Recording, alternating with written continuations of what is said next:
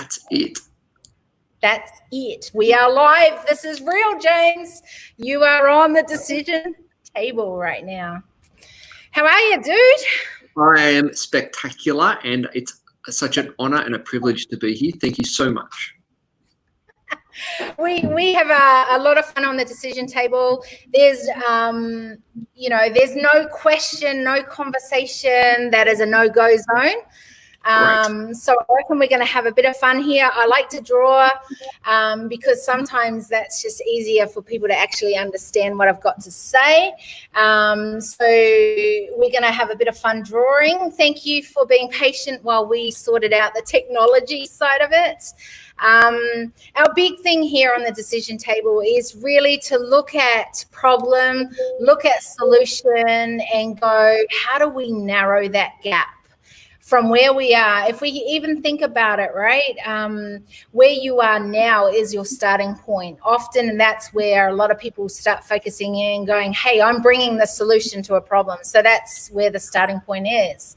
And then the solution is the result that you want to bring to the decision table. And how do we get from our starting point to getting to that result? And so we have a lot of fun conversations. We've gone from conversations that are about the unrest across the globe. So that's pretty big stuff to, how do we do this in our own world? What does that look like in business?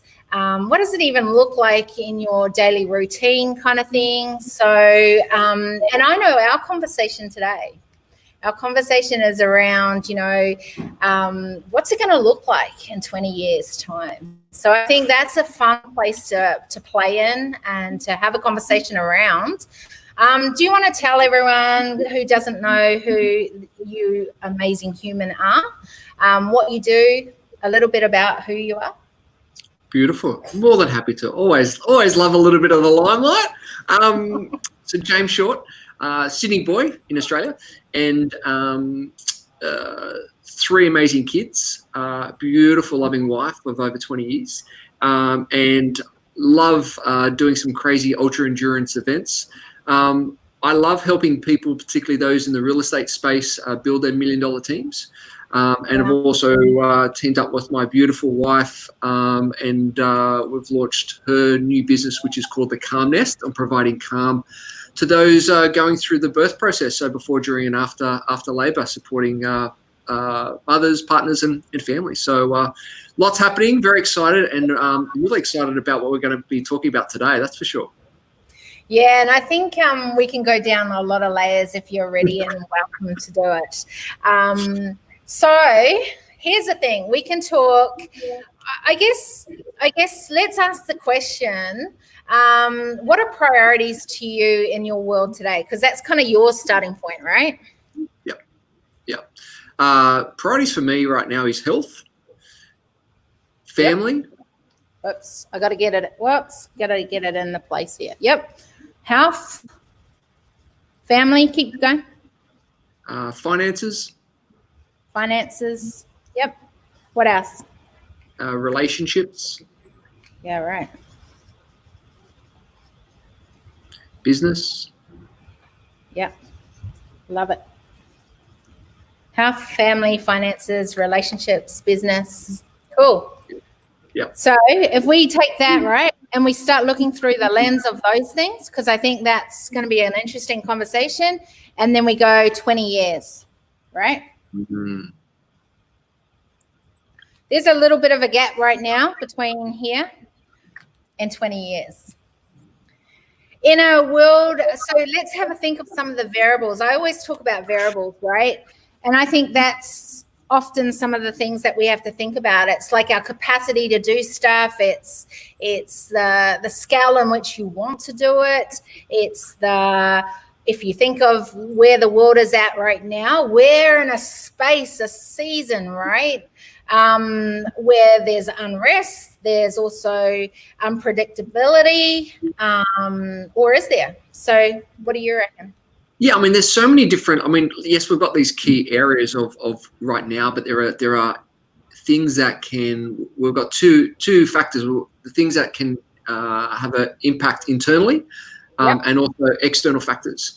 So the external factors are things like technology, governments, weather, environment, all those external factors, and then you've got the internal factors on how we then respond to that. What's the mindset that we do to react to those external factors based through these categories that we've just mentioned. So I think looking at through all those different lenses, it's like, ooh, now, right, how do I choose to then look at that future, and how am I going to respond to that based on my health, my family, my finances, my relationships, my business, both from the external and internal factors. Yeah. So here's the thing. I love the fact that you're doing that right now. If I hadn't put that on there, would have you looked through all those lenses to start with? I think the first two definitely. First two definitely. My wife and I have these wonderful conversations around this, and in particular through the last 10 weeks, right? It's like, let's step back and look at what the journey that we've walked through, and if we were to amplify that over the next, like 5, 10, 20 years, what could that potentially look like for our kids, our grandkids, and obviously the family around us, and how would it be different, and how would our health be different? You know, the importance of going through the internal and the external factors of our health, because I think unless we have our health, how do we have an impact on those around us? And I think it starts now for the 20-year vision. It's the what I call compound investment for your health. What you do now is going to have a massive impact for 20 years from now. That's so good. So tell me more what you see compound investment truly meaning for you. I think particularly if we look at the health component is the number of things is obviously what we eat, what we drink, what we breathe in. So looking at the toxicity levels of all those components, but also what is fed through our mind. So the news, the information, so going back to the journal there, right? Yeah. And how do we want to interpret that information? You know, as we know, we can either delete it, distort it, or generalize that information. And then how is that going to affect our outcomes and our behavior, that we then choose the path that we need to choose upon to walk that journey to achieve specific goals that we want to achieve. Yeah, love that. So I always talk about here movement forward, right? Like, how do we get from your starting point here and then keep moving it forward? And I say it's culture shifts along the way. How do you, if you're using these as lenses, if you're thinking this way, you're obviously doing amazing stuff in your business and what you're doing, and you've got a beautiful family. How do you take some of these things that are external, that you don't necessarily have the control or are able to predict exactly what that means for you? How do you take that into consideration when you're moving along here?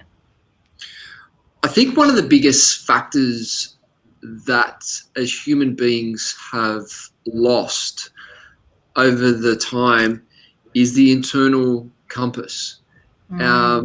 Is that internal intuition, is that internal governance of, does this feel right? Yeah. Does what I'm coming from the weather, technology, government, environment, does this, if I were to try it on, how does that feel for me? Is that aligned to my internal compass, or is that a little bit off kilter? And I think if and this is how I work, if us as humans can come back to that internal compass, we're going to see some interesting shifts, because it's going to make a difference of coming back to what I call our inner truth, our inner direction. And I think mothers in particular have that, what I call the mum gut, where they know what's right for themselves and what's right for their child. They know that some instinct, intuition that's going on. So, you know what?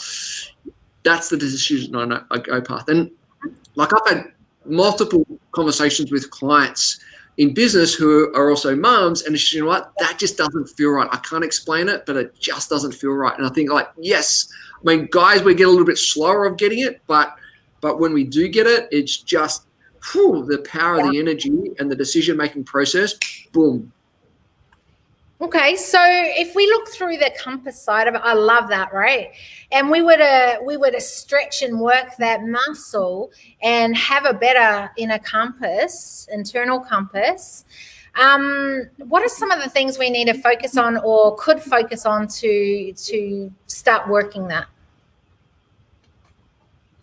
So the practicality of how to do that is obviously through meditation, through breathing, through quiet time, with self-reflection, with journaling, ways that we can just to stop the impact of our bombardment of the messages that we're getting on a daily basis. Yeah.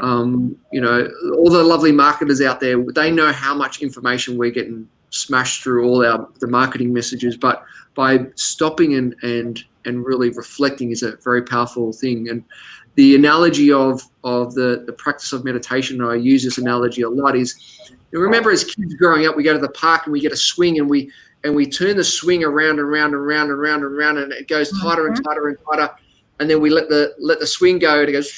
Well, that's usually our mind at the end of the day. But if we, through meditation, through breathing, through journaling, what happens is that swing will unwind, but it allows them to flow through back into formation. And that's the benefit of stopping and reflecting and breathing, meditating, and just to go, right, how does that, asking a question, how does that feel for me? How does that sit with me in that internal compass? Yeah. So here's the thing. I love all this sort of stuff. And I mean, that's why we bring it up on the decision table, because the decisions we're making, what the environment, you talk about external, internal, what we're putting ourselves in, what we're letting direct us will direct our decisions we make at the table, right? Which is then going to determine the future in which we live in, our children live in, and I always say also the generations to come. In other words, what we're leaving behind, right? But here's the thing, and you think about this in the business sense, right? How do we this is really important. It's like accountability. It's like commitment to something.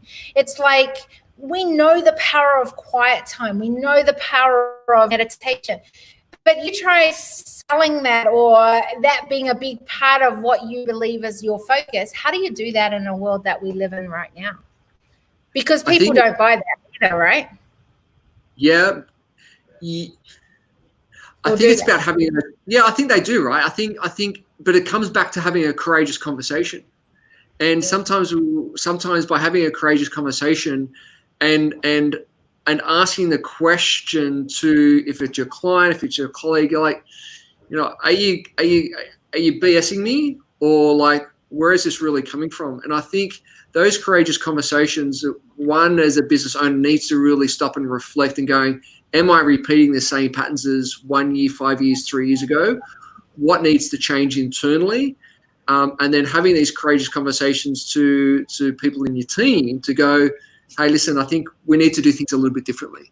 And I think that's that communication piece. And we look at communication on two components. Once again, internal communication, what we say to ourselves, that belief process, and then external communication, and how do we deliver messages to others, based on our vision, based on where we want to get to, and looking at those patterns. Do they need to shift? Do they need to change? And I think that's where if we can have that, more of those courageous conversations in the business world, oh, wow. But it's an art form, right? Because people go, I don't want to hurt their feelings. I don't want to look like this, or I don't want to look like that. I don't want to fit. It's like, you know what? Get over yourself. Let's have a conversation, because what we may not be doing so far may not be working. So we need to change a few things around here. Yeah, see, so I love all this. Here's the thing, though. If we just even go to the business world and say we need to have these more of these courageous conversations, here's the thing, that before you even come into some of these, it's like, well, is this going to double my bottom line? Is this going to increase my sales? Is this going to mean that I can manage my team in better ways? And we know that these things actually do increase all of those, right? But how do we show that in a way that someone goes, I see that there is massive, results to why we need to do it this way? I think it's obviously looking at the past and looking at patterns of the past. And if there's friction of the past, we'll go, well, what has been broken, what's not working in the past? And if we go, cool, if you're going to 10x what you're doing in the past, is that going to get to where you want to go in the future? And by asking those types of questions, and more or less they're going to go, well, probably not. Okay, great. Well, what needs to change? Okay, well, let's have a conversation around what maybe is broken or what's not working in order to get to where you need to get to.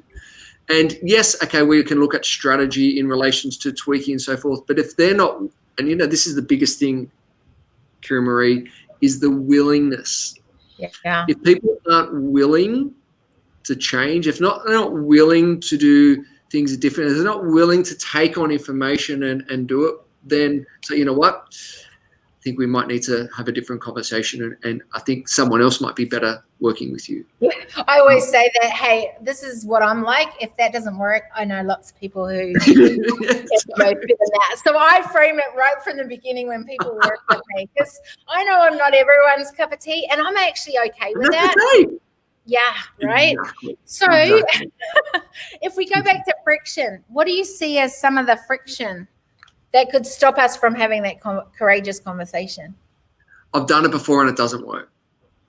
Okay. I've tried that before. So that goes back to the patterns again, right?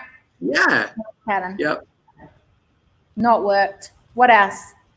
That, oh yeah, so-and-so has done it, but it didn't work for them. Okay. Yep. Hasn't seen the model of it. It's not worked. Yep. Yep. And then also fears. What would it be like if it did work? What would it be like if I tried it and it didn't work? Okay, cool. Well, at least have taken some action. We might need to tweak 5%, and then boom, next minute we've got some scale. So it's those types of things, the fears, the concerns, past events that once again may be holding people back from then looking at to having those courageous conversations moving forward. So what about you? Are you having courageous conversations that's bringing change, and you're got massive hope for the future in that way? 1,000%. Yep. Yeah. So Love it. what was it at your time that maybe stopped you from having the courageous? Because you've probably not always. I know for me, I've not always had courageous conversations, right? Like I've not always had this willingness to be streaming out to the world going, dude, whatever comes up on our conversation, let's just have a conversation around it, right? Like that seriously was not part of my natural tendencies. I don't know. What about you? What has stopped you in the past? Yeah, so stop. What's who do I want to be known for? What are the things I want to leave behind? Like what's the true legacy that I want to leave behind? And what would that look like if I did fail? How would that play out in all areas of my life? So then on the other side, it's like, what is success for you, right? Oh, immensely. So like this conversation, the change, and then it's like the legacy you're going to leave behind, the success, right? Huge. That's the stuff that you'll be looking for, I would think, in your 20-year sort of projection, right? Yep. I remember when we had a couple of fitness centers back in the early 2000s. I remember selling them in 2008, and I was doing some serious navel gazing back then, and it was just like I had such a label and such an identity of being in the fitness industry, being on this committee, and winning those prizes and those awards, and the story, and it's just like, wow, I had such a label of myself back then. It's like, wow, who do I want to then create now? And I think this is like over the last 10 weeks, once again, it's brought up so much truth for people. And where do I want to see myself, and who do I want to become more of? And what does that now actually look like 1 year, 5 year, 20 years from, and what's that legacy I want to leave behind? So what have you come up with? What is the 10 weeks exposed in James Short's life? I think for me, it's the legacy component. It's the impact, like how can I have a bigger impact, and how can I have a bigger reach on what I do on a deeper level, and that's where teaming up with my wonderful wife Nat in her business, and really taking that on a larger scale, and having an impact on not just a person and a business, but on a whole family unit.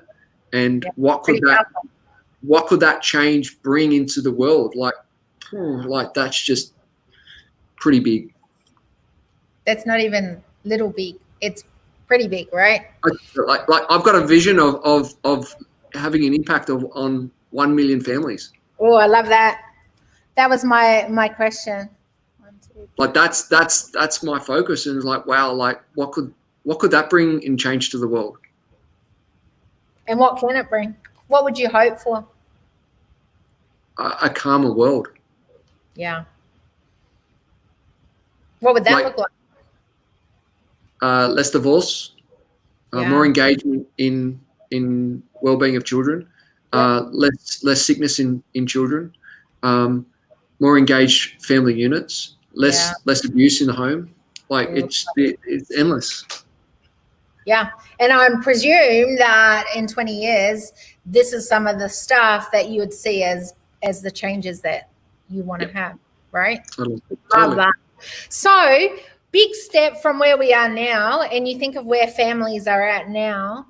How do we, like, I love the big play, I do. My big kick-ass dream is, what if the whole world could live 100% for humanity culture going forward? In other words, my interpretation of that is that every time we made a decision at the decision table, people would be adding value to humanity. Imagine if the world was like that, right?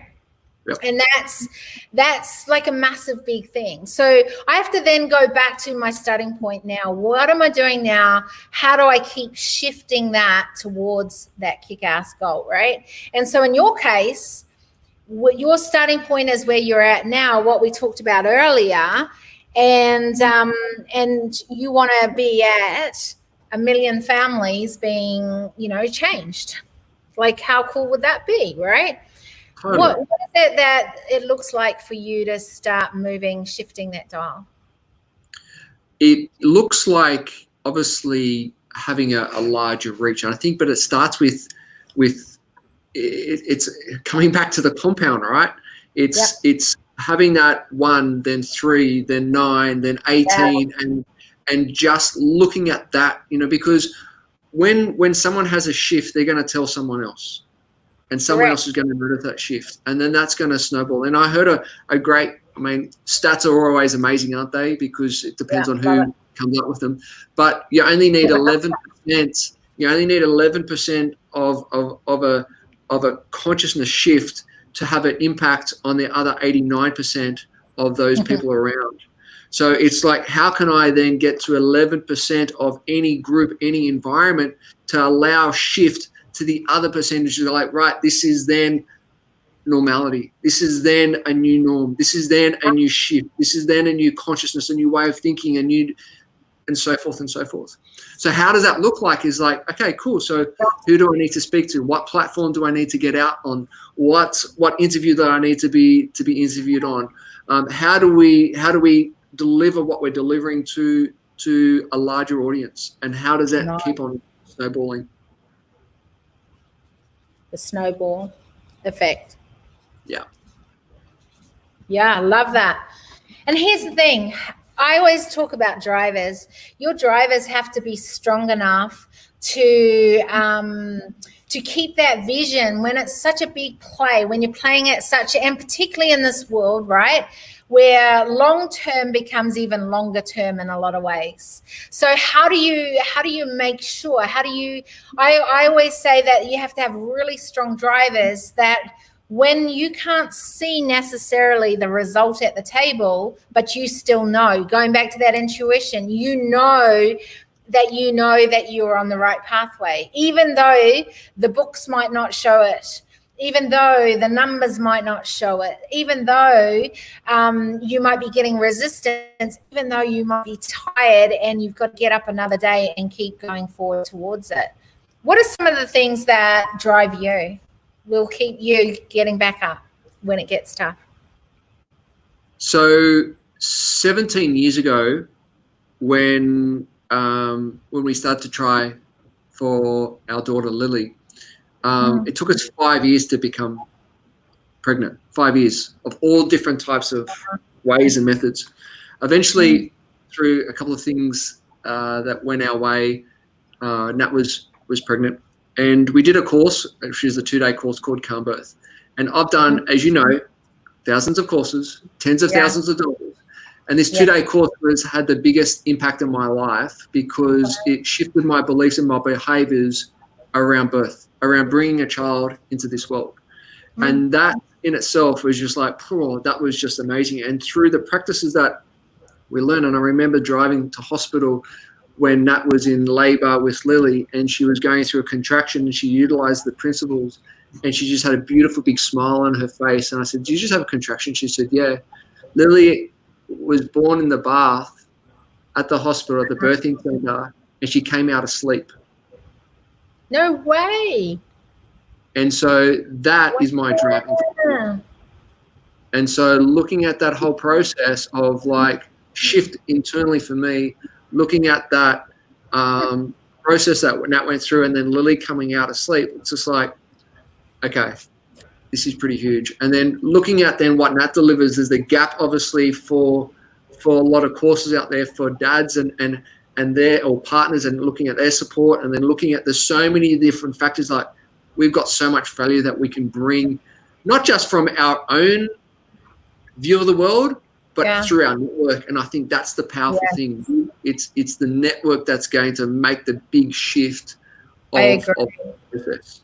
You can't do it alone. You cannot do it alone. It's the network that will. But yet the world is continuing to try and see if we can do it alone. Like I was writing when, we were nomadic and for 3 years. And, part of my work on the road was really writing and doing research for what I was realizing was an epidemic across humanity, and that was isolation. How bizarre is that, right? Like I was writing about isolation before freaking COVID hit, a year before that, and what I was seeing was the damage of what isolation was bringing to humanity. And I wrote 12 insights around it. I'm not wanting to release that quite yet because I want to go through it through the lens of what we're going through now, because I think it'll just bring a different perspective in it to add to it. But I think that it's interesting because my thing was isolation was the massive problem I saw. The solution I saw was collaboration. And what I realized was that when we connect together and we do things together, we become so much more of a powerful force with effortless flow. That was just beautiful. Yet that's not actually what we're taught out there. We're taught very much to be insulated. And I know in the Australian and New Zealand culture, we've got this thing that I absolutely detest more than anything, and that is the tall poppy syndrome. In other words, not only do we keep it quiet what we do, we don't bring other people on with that, and we certainly don't go, dude, I want to see you absolutely winning with these million families, right? How can I be on board with that? What can we do to make that even bigger and better, right? So what do we do when this, to me, is part of that courageous conversations, but it's not the norm. It's not what has happened. It's the past patterns. So how do we even get that at the table? That's a really good point, because I remember just before restrictions came in here in Australia, in Sydney, I had a client, and he said he had 2 businesses. He had a buyer's agency business and a landscaping business. He goes, "James, I might just wait to see what happens in the buyer's agency, and I just focus on the landscape." I said, "BS, you will." I said, you need to step up more than ever right now and really get out there into the marketplace and make a difference, because what you've got and how you do it and what you do is just profound. And he goes, okay, I will. And I spoke to him last week. He goes, I just want to say thank you for that courageous conversation, because I have not been as busy as ever. My business has just gone through the roof because you told me to step through and make it happen. And I've got a waiting list of clients that want to see me now. So I think it's just like calling it and go, you know what, be brave, be bold, just stepping into that potential, and I will back you. I will back you. Even if you fall down, I will be there by your side, helping you up, because we're going to be running together. And I think the more people that can have those types of conversations and know that they've got support, that they're not doing it alone. And this is where, you know, the tribe, everyone's got their own tribe, right? And I think the more we can rely on just like, hey, just how you doing? How you going? What can I do to help? How can I serve? That's going to create your own little tribe. And then that tribe goes to another tribe. And then before you know it, coming back to the snowball effect, it's just got that momentum. And I see the tribes that you guys, you and Taki have created. It's just like, wow, like that's a tribe. That's community. That's family. That's supporting. You look at the conversations that's been having, like it's just next level where it's like, I want to be part of that. Yeah. And one of the things that came out of, I just put on an event called the Global Human Intelligence Forum, right? And part of what came out of that was I really felt that tribe changes culture. And I love how you talk about tribe, and you know, part of the conversation I'm having with a lot of leaders across the globe right now, of course, even more so, is around inclusion and different, I call it distinctions at the decision table, and the need for us to have more inclusive conversations, which are the courageous ones, because they're not always comfortable conversations, by the way. Yet they're so important. And do you know how hard it is, though? Like, a lot of people, we talk about these past patterns. I go back to that all the time because I'm always about disrupting patterns, right? And it's like a lot of people want to include more, want to have different distinctions at the table. But that means the change, and that's where we run into conversation, that sometimes we're even willing to have this, but this isn't willing to happen. Yep. And I often wonder, how can we do that on steroids, like as in increase that in a bigger way? Because it feels like even in the small amounts, it's actually quite difficult, because we're so used to what has been systemic, what has been the norm, we've been conditioned as our environments, our external and internal, right? How do we do that?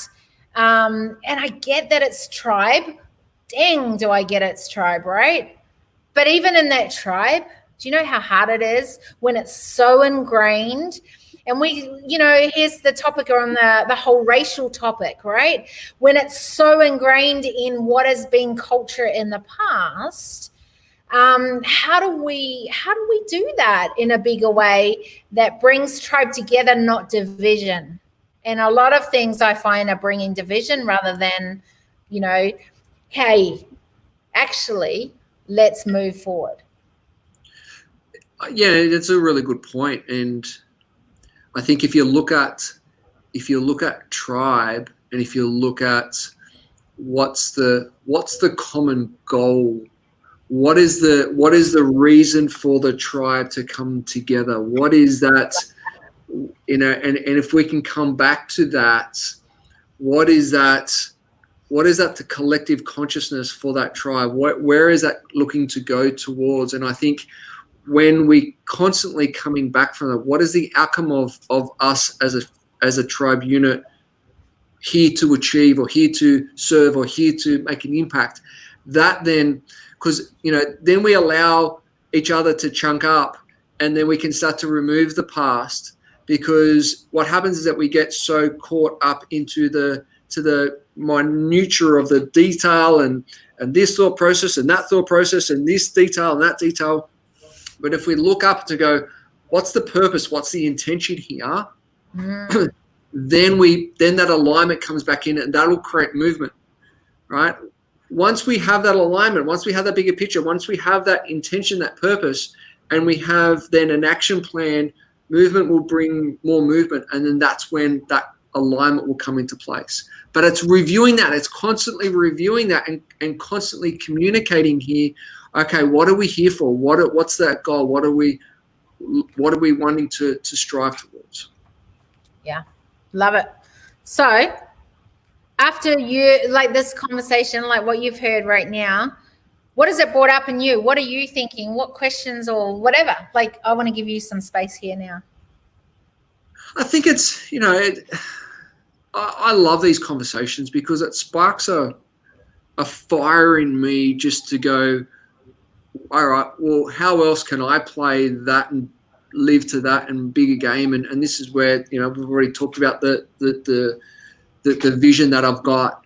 Yeah. And I think, okay, well, how then, okay, what's my action plan? Is that action plan serving that? Yep, great, tick. But then how can I then inspire others to do the same? And, I remember in lockdown. The common vision, right?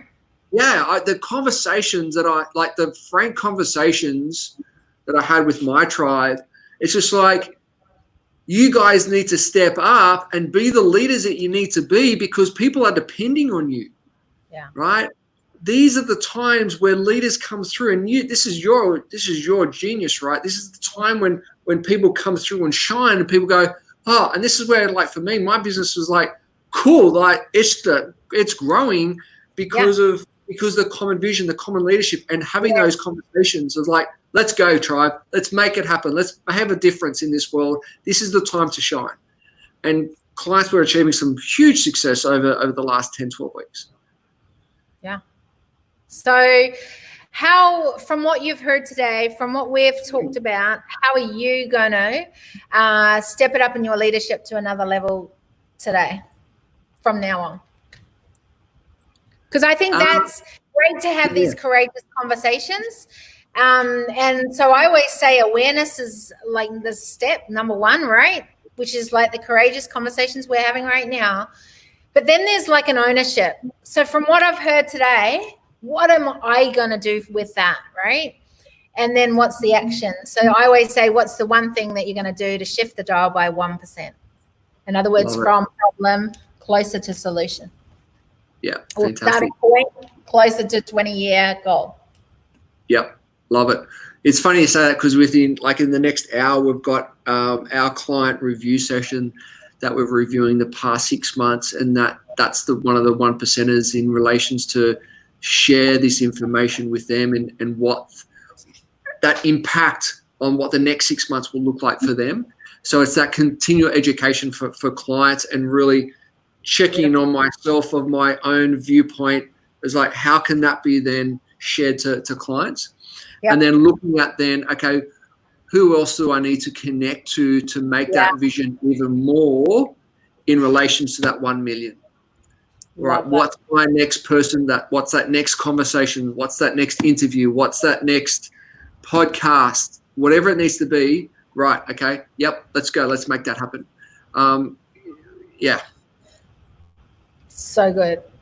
How can I help? How can I be, more of a service and understanding and supporting you and what you're doing? I don't know if you realize that, Kane, but we had a conversation